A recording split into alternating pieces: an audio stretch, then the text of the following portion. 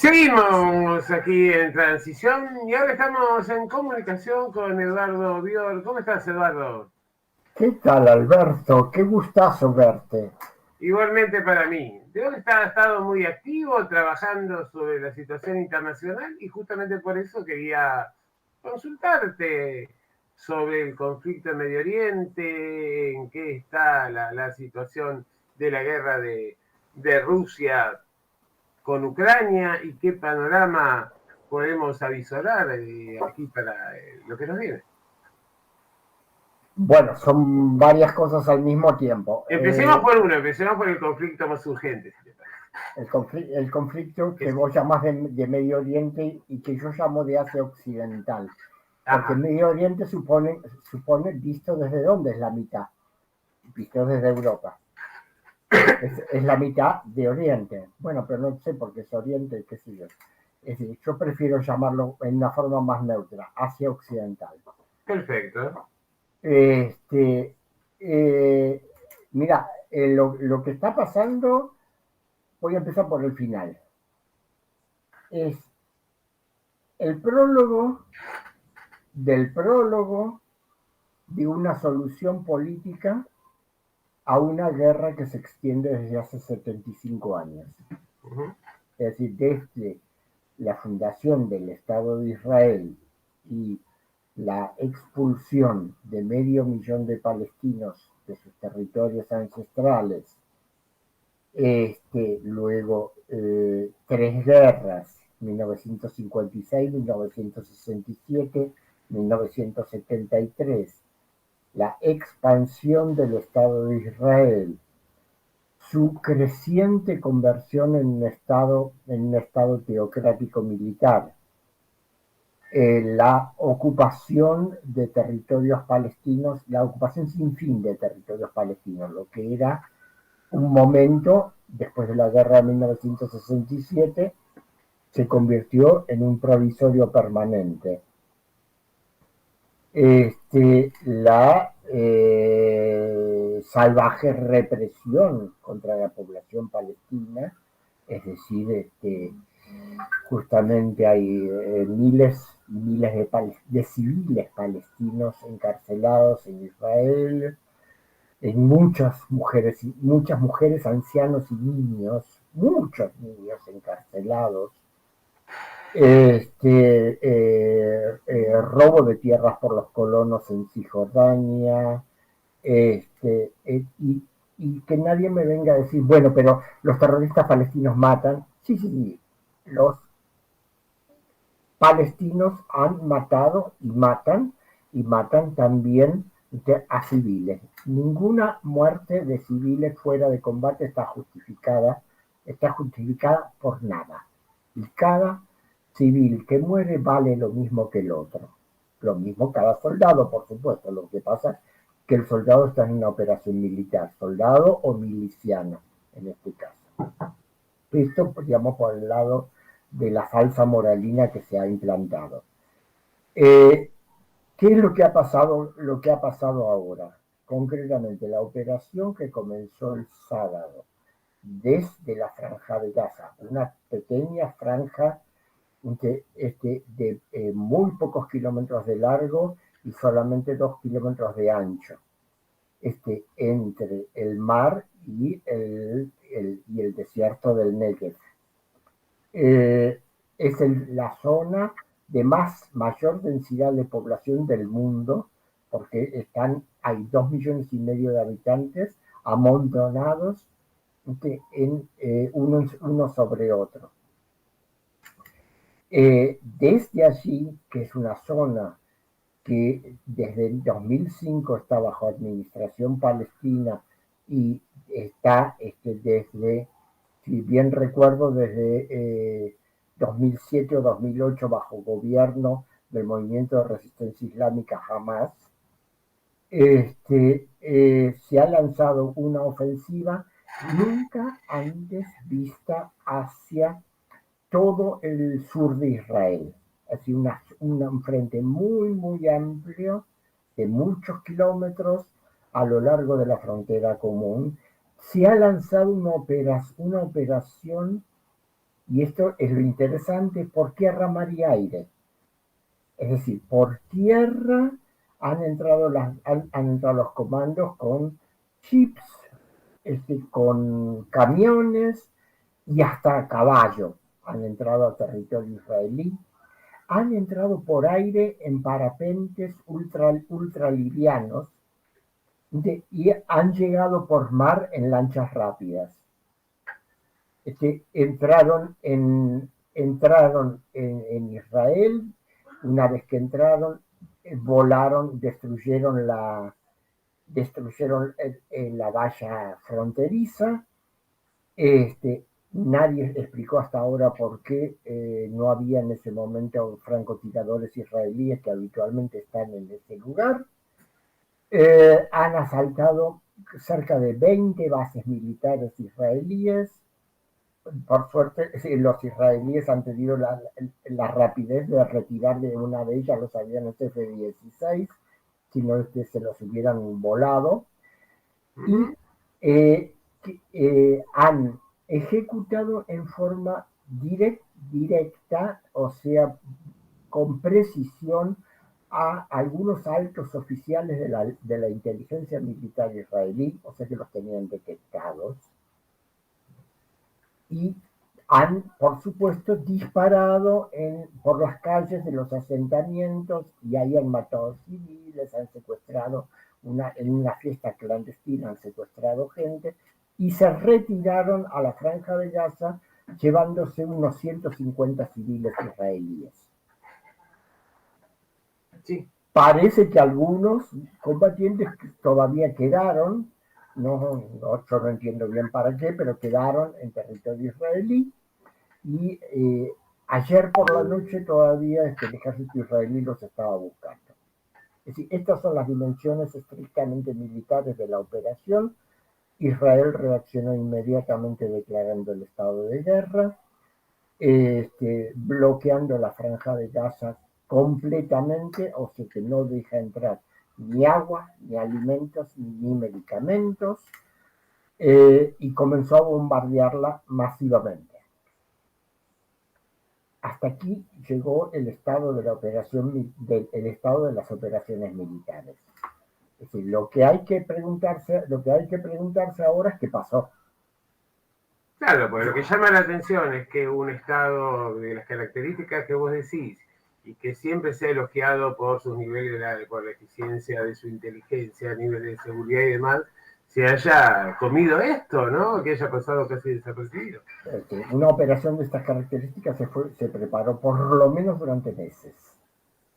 Porque es una operación que mostró una enorme claridad de objetivos. Es decir, no se proponía derrotar militarmente a Israel, sino infligirle una derrota simbólica y moral. Es decir, mostrar que el ejército israelí es vencible. Tuvo una conducción y coordinación precisa. Es decir, no le falló ninguno de los combatientes. Nadie hizo algo que no debía hacer, o se fue para algún lado que no debía ir. Cosa que cualquiera que haya participado en una mínima manifestación callejera sabe que es muy difícil. La gente se te va para cualquier lado. Y sí. Que es lo lógico, y me imagino que en situación de guerra mucho más. Yo nunca participé, pero yo por lo menos por todo lo que he leído, y vos también como investigador histórico, sabés perfectamente que en las guerras y en las batallas puede suceder cualquier cosa. No, Eduardo, pero yo la verdad vi esto y lo primero que me vino a la mente fue Pearl Harbor. Digo, ¿será? Vos estás aludiendo a una hipótesis, sí, que yo vi circular por las redes, de que esto lo habría provocado el propio Netanyahu, el propio primer ministro Netanyahu, para asegurarse en el poder. Pero no lo puedo descartar, pero no lo veo plausible conociendo la dinámica de la historia y la política israelí. Ajá, En Israel no hay piedad para los errores. sí. Es decir, Bueno, Netanyahu acabó, con esto acabó su carrera política. Es decir, puede durar un cierto tiempo todavía haciendo una operación militar sobre Gaza. Eh, Ahora vamos a hablar si puede haber otras operaciones militares, además. Este, pero apenas terminen las operaciones militares o haya una pausa, su futuro político está terminado. no va Es a decir, quedar como el héroe que de recuperó ninguna, el honor ni de nada de eso. ninguna manera, recordar el caso más inmediato es el caso de Golda Meir, Sí, después de la guerra de 1973. Es decir, duró un año más. sí, Y, y Moshe Dayan desapareció de la política israelí después. absolutamente. De ser un general legendario, directamente pasó al retiro. Claro, exactamente. No, no hay, en Israel no hay piedad no hay piedad para los que fallan. Bueno, y a ver, ¿y qué nos cabe esperar ahora? A ver, yo quisiera, creo que Acá, si tenemos unos minutos, primero sería bueno analizar qué pasó, porque el qué pasó nos da la clave para la otra parte de la pregunta que me formulaste. ¿Qué dale, está pasando no solamente en Ucrania, sino qué está pasando en general en el conflicto entre los bloques? muy bien. Eh, entre paréntesis, una acotación muy interesante, una parte importante de las armas que usaron los milicianos islamistas eran armas norteamericanas e israelíes que habían sido previamente enviadas a Ucrania. Epa, Así que, como se ve, el contribuyente norteamericano puede seguir pagando, pero los negocios los hacen otras. Eh, bueno, ¿qué es lo que puede haber pasado? Si la Franja de Gaza es el territorio más monitoreado del mundo. Israel, la inteligencia militar israelí, desarrolló una plataforma de inteligencia artificial con un banco de datos gigantesco que monitorea absolutamente todas las comunicaciones de la Franja de Gaza. Es decir, entrada y salida de gente, de coches, comunicaciones en todas las plataformas, etcétera.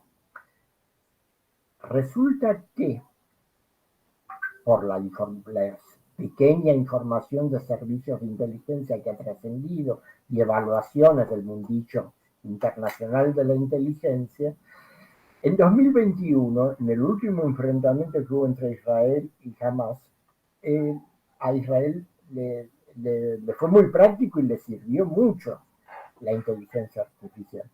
Entonces se durmieron los laureles. No aplicaron, primero, ni inteligencia humana o no la valoraron suficientemente y sobre todo trabajaron con un criterio de análisis de capacidades. Es decir, pueden o no pueden. Y para eso se basaron en los datos que les daba la inteligencia artificial. Bueno, parece que la inteligencia islámica desdobló, creó un espacio de comunicaciones para que lo captara la inteligencia artificial israelí. Y las comunicaciones que organizaron esto circularon por otro lado. ¿Por dónde? Yo no sé. Es decir, esta táctica, digamos, de las operaciones falsas para engañar al enemigo es típicamente rusa. No solamente, pero los rusos son maestros en la aplicación de esa táctica. ajá, Ese es el primer elemento. La inteligencia, pero la capacidad tecnológica para burlar a la inteligencia artificial israelí tiene un sello indudablemente iraní. Irán es, junto con Israel, o quizás al mismo nivel que Israel, la potencia tecnológicamente más desarrollada de Asia Occidental. y una de las más desarrolladas del mundo. Es decir, por ahí vamos teniendo algunas huellas de lo que pasó. Pero al mismo tiempo hay que ver desde el punto de vista israelí qué pasó, por qué. Bueno, eso es lo que se llama habitualmente burocratización. Lo que me salió bien hace 3 años lo sigo haciendo y me quedo en esa. Pero la burocratización no es una simple falla técnica en un Estado, sino que es un síntoma de una crisis política muy grave. Es decir, acá pasaron dos cosas. O la fractura, enorme fractura política, ideológica y cultural que tiene la sociedad israelí, rompió la relación entre el liderazgo político del gobierno y el liderazgo técnico de los militares. O directamente les impidió a unos y a otros innovar. Es decir, no, es evidente que Israel no aplicó inteligencia política y estratégica. Uh-huh. Lo peor no es Israel, lo peor es Estados Unidos. Porque Estados Unidos, desde hace unos 15 años, después de haberse peleado durante muchas décadas con la inteligencia israelí, comenzó a confiar absolutamente en la inteligencia israelí. Tanto es así que hace 2 semanas Jake Sullivan, el asesor de seguridad nacional de la Casa Blanca, el tipo que todas las mañanas a las 7 de la mañana se reúne con el presidente para decirle cómo está la situación del mundo, hace 2 semanas dijo que el lugar del mundo el Medio Oriente es el lugar del mundo que menos trabajo me depara. Claro, se habían confiado absolutamente en la información israelí. Lo cual muestra nuevamente la burocratización de la inteligencia norteamericana y la crisis profunda de conducción que tienen los Estados Unidos. Y aquí llegamos a Ucrania, que era la primera parte de tu pregunta. Es exactamente lo mismo. Una operación contra Rusia, donde arrastraron a Rusia, la provocaron a Rusia para que entrara en una guerra, pensando que con las sanciones económicas que destruirían su economía, se convirtió en un agujero sin fin, donde todo Occidente y Estados Unidos están enterrando sus presupuestos en armas que, como acabo de mencionar, muchas veces terminan en otra parte, por la corrupción y el mercado negro. Ajá. Entonces, ahora, ¿qué pasó? Por la crisis política de los Estados Unidos, no pudieron, es decir, solamente pudieron sacar un compromiso para financiar el Estado. Es decir, un presupuesto de transición que permitió no cerrar el Estado norteamericano a principios de este mes. Pero en ese presupuesto de transición no entró la ayuda, los 24 mil millones de dólares que Biden estaba pidiendo para Ucrania. Eduardo, mira, vamos a hacer una cosa, si te parece, porque es interesantísimo lo que estás diciendo. Te comprometo, si podés, el martes que viene continuamos y hablamos puntualmente del tema de Ucrania y lo que nos queda por esperar a nivel internacional. ¿Cómo no? Quedamos así y nos comunicamos. Un gustazo. Un gusto, Eduardo Rior y su visión ampliamente documentada que nos ha mostrado características y el trasfondo de un conflicto que parece inexplicable todavía a los ojos de la mayoría e incluso hasta de los especialistas. Seguimos aquí en Transición.